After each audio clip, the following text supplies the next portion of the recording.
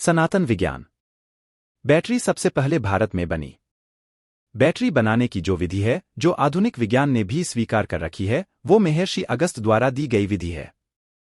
महर्षि अगस्त ने सबसे पहले बैटरी बनाई थी और उसका विस्तार से वर्णन भी किया है अगस्त संहिता में। पूरा बैटरी बनाने की विधि या तकनीक उन्होंने दी है।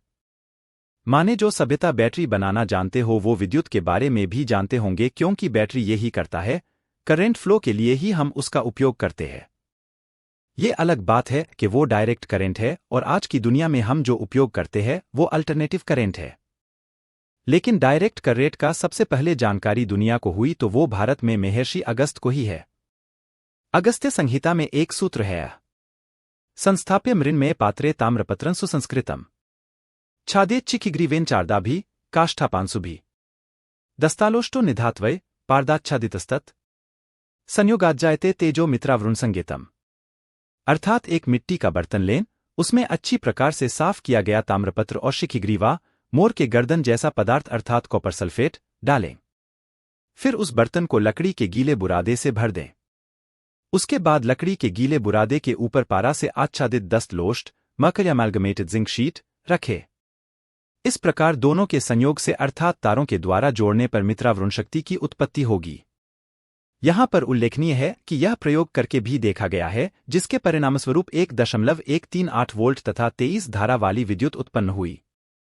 स्वदेशी विज्ञान संशोधन संस्था, नागपुर के द्वारा उसके चौथे वार्षिक सभा में 7 अगस्त 1990 को इस प्रयोग का प्रदर्शन भी विद्वानों तथा सर्वसाधारण के समक्ष किया गया। अगस्त्य संहिता में आगे लिखा है, अनेन जलभंगोस्ति प्राणो दानेषु वायुषु एवं शताना कुंभाना संयोग कार्यकरित स्मरित। अर्थात 100 कुंभों अर्थात उपरोक्त प्रकार से बने तथा श्रृंखला में जोड़े 100 सेलों की शक्ति का पानी में प्रयोग करने पर पानी अपना रूप बदलकर प्राण वायु, ऑक्सीजन और उदान वायु, हाइड्रोजन में परिवर्तित हो जाएगा।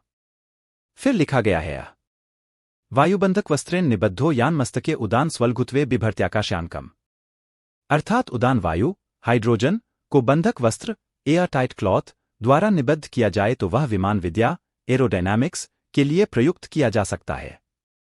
स्पष्ट है कि यह आज के विद्युत बैटरी का सूत्र, फॉर्म्यूला फॉर इलेक्ट्रिक बैटरी ही है।